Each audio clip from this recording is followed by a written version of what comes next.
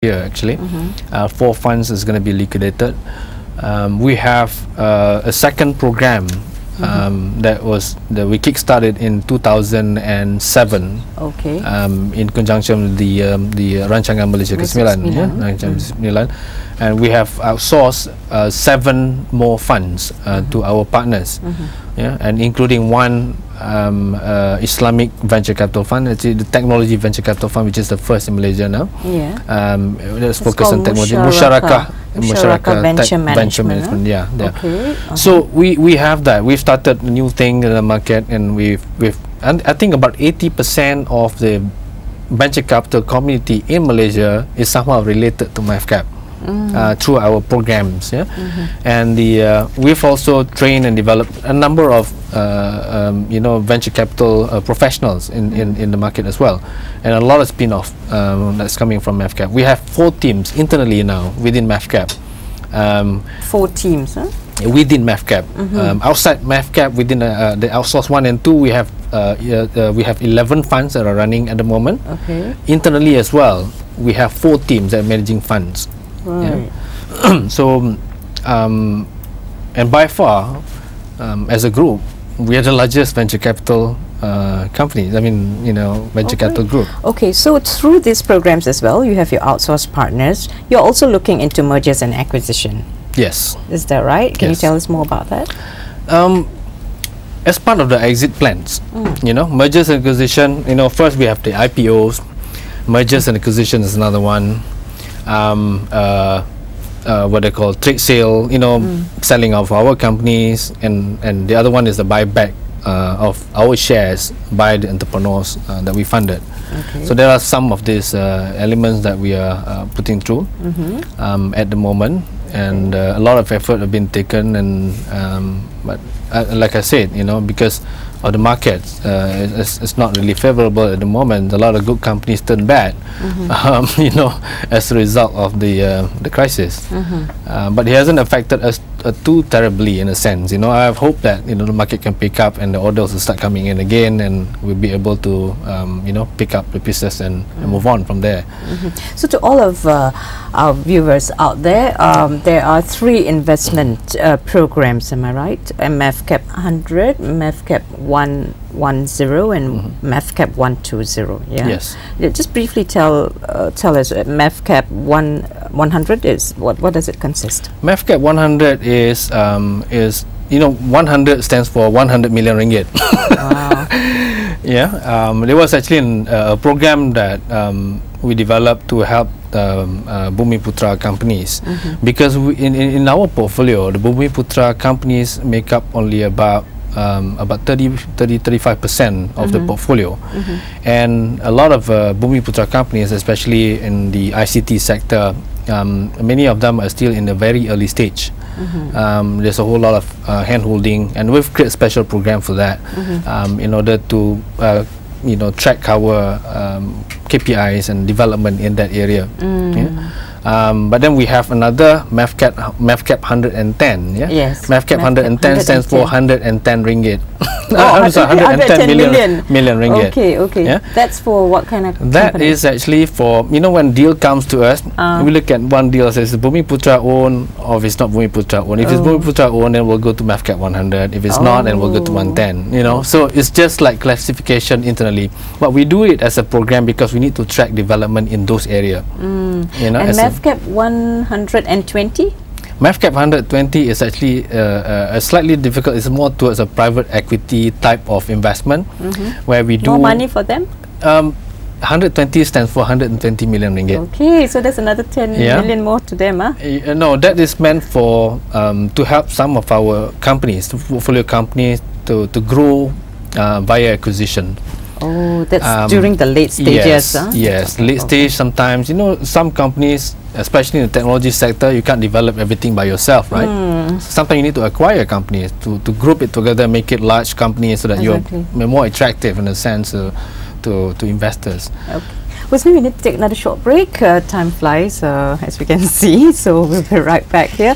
We'll ask Husni some more interesting question about the venture capital industry right here in Malaysia. Just stay with us, don't go away, we'll be right back.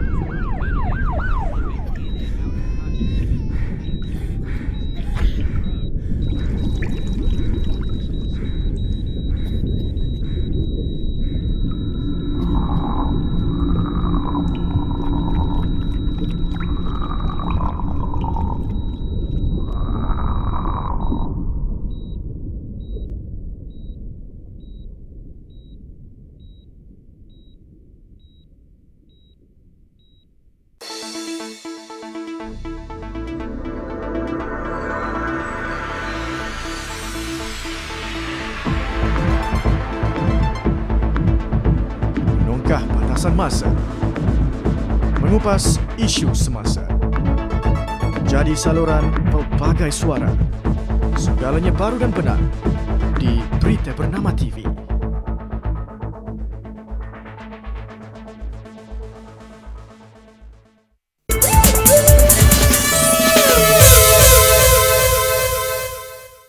And thank you so much for staying with us on Biztalk. We're talking to MAVCAP CEO Husni Salleh. Now, Husni, let's continue. But one question to you would be, well, it is a known fact that most entrepreneurs are men.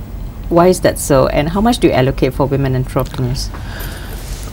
I don't know the actual figures for women entrepreneurs actually, and but I've seen the directories. I think produced by SME Co-op, that there are a whole lot of women entrepreneurs out there.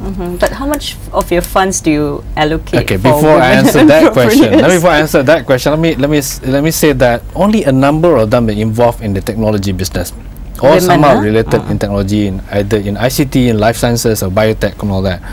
I would probably say I don't know how exact, but very little. I think the very small numbers. Now, we've been looking into women entrepreneurship a lot, especially in the technology areas. And recently, last year, we co-sponsor quite a large event for the Asia Women Power Conference, you know, and to identify, for us to identify some of the deal flows that probably be coming in the technology sector from women entrepreneurs. We don't have that many, and unfortunately, I mean, less than 50%. I think less. Based on our investment, the portfolio of 113 companies, I think there are about 5 companies are led by women entrepreneurs now. Right. There are partners, female partners in other companies too, but they don't really run companies. I'm looking at that area, hoping that we could branch out to other sectors too. If in technology, ICT, probably too focused to. So, what are the particular sectors are you interested to invest in moving forward? Moving forward, I'm looking at renewable energy. I'm looking at green technology. I'm looking at medical technology. I'm looking at business outsourcing, and those are the areas which I think. I'm looking even at solar storage, energy storage, battery management. I'm looking at you know, even, you know, to the point that, you know, develop engine for electric vehicles, for example. Some areas that we have to look into, because the world is moving towards that direction. You know, and they are now looking for new technology. Even in media now, we're looking into 3Ds, for example. You know, a lot of movies came out in 3D, you know, wearing glasses, you know, all dark, and there will be one day that you don't need to see 3D movies with glasses in theater and all that. I mean, a lot more interesting things are going on. So some of this kind of new breakthrough technology we're looking into as well. We are putting our money into this technology. There are companies which have come forward. Yes, and given proposals to you. Yes, a lot more now coming from the energy sector. A lot more now, even coming from the water management. You know, there's a whole lot of resource-based energy that will require a lot of improvement in efficiency and the delivery system, and a lot of new things coming up. So I think we have to be ready for it. At the same time, you know, those things that come out from the new technology will typically be valued higher. You know, ICT has been a commodity.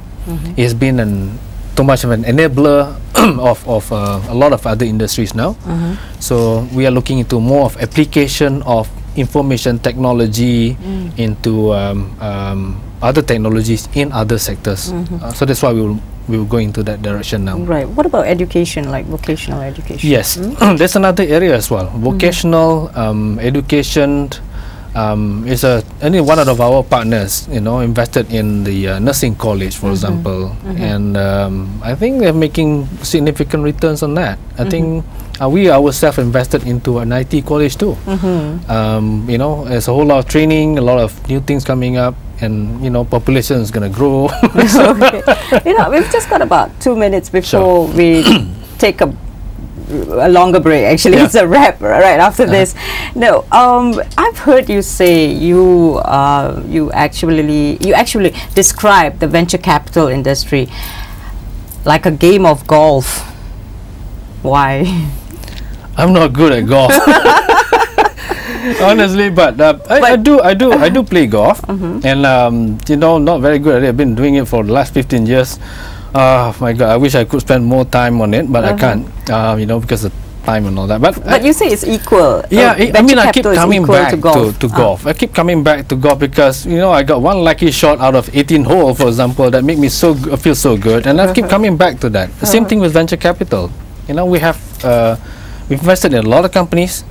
And you know, typically there's quite a number of rate of failures too, because some early stage companies may not be able to take on the next stage of development and all that, and sometimes we feel that it's too early in the curve. Sometimes we feel that it's better not put in good money after bad money. But we are banking on several companies that can make a big home run returns.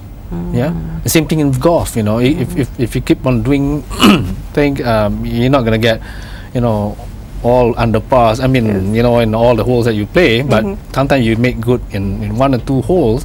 That's enough to give you motivation to come back. Yes, I think that's to come back and doing the same with venture capital. Okay, so are you better at golf or venture capital? I think I'm better at venture capital than golf. All right, thank you so much, Husni. That was Husni Salleh, who is MAVCAP CEO. Thank you so much for joining us in our studio. We've been awaiting this interview actually for a very long time.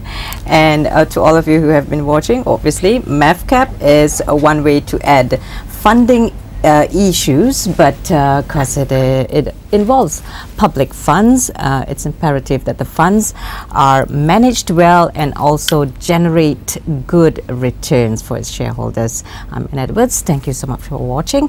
We'll see you again very soon.